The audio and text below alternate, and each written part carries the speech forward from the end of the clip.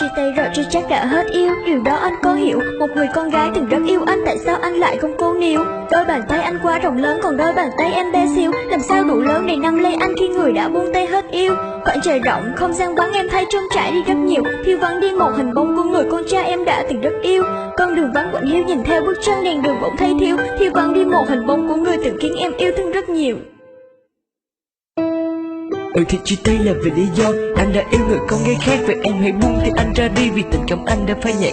Em hãy đứng dậy và cố bước tiếp, đừng có ở đó mà chờ anh. Khóc lóc van xin cũng chẳng được gì, nó chỉ khiến em thêm lạnh. Anh biết em đau nhưng phải làm sao khi anh đã không còn tình cảm. Quá khứ ngày trước nó đã qua rồi thì anh mong em đừng đồng chạm. Hãy đi tìm một hạnh phúc mới, người đó cho em về mọi mặt, chứ không như anh của em đứng lại giữa cái phố người đầy chật chội.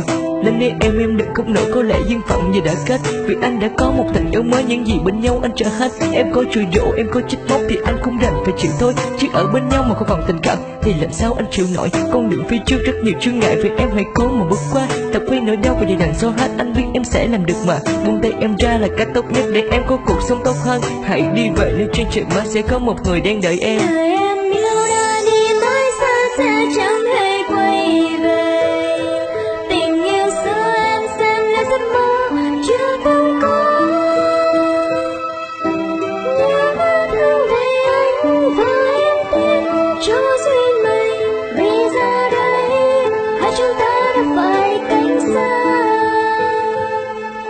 Em nhớ anh, một người mà em từng rất yêu. Mặc dù lòng biết là không thể thứ tha được bởi vì anh rất điệu. Tại sao lý trí cứ dối con tim bảo rằng nó hận anh rất nhiều? Ngoài mặt thì thế nhưng trong lòng khác trái tim nó bảo nó còn yêu. Làm sao để trọn vẹn được cả hai khi em là người đứng giữa? Lý trí con tim tao xin mày đó, tao phải sống sao mới vừa.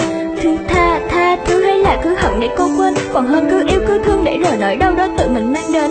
Quãng đường dài rộng lớn trong tranh mình em âm thầm lấy chân bước, chỉ là chiếc bóng một phía sau anh đành nhường cho hai người đi trước. Trượt ngã vấp té đau đớn nhiều lần em đã biết tự mình đứng lên, chứ không ngồi đó khóc lóc đáng thương như đứa con nít chờ anh đến. Mặc dù miệng nói thôi anh cứ đi, nhưng trong lòng muốn anh ở lại. Lòng ghen tuông và sự ích kỷ tạo nên trong em vết xước dài. Nếu như ngày đó em làm ngơ đi và coi như không hề thấy gì, thì ngày hôm nay đâu có kết thúc em đã không khóc cho người đi.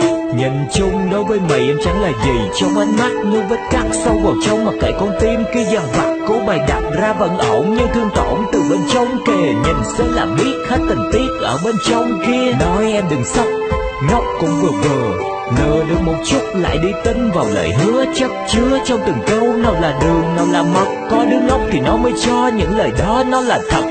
Lập ra tương lai cho cuộc đời đứa con gái, không hiểu sao mà nó khoái những lời nói nghe lọt tai thật là hài. Những lời đó từng lặp lại từ người này sang kẻ khác, qua tay nhau suốt chặng đường dài. Mai là ngày đẹp em nên dẹp tình kia đi, lụy đã quá lâu kể từ ngày đôi ta chia ly. Đi con đường khác khi hạnh phúc đã được mỹ mãn, nhớ đừng làm gì cuộc tình này cho là dĩ vãng.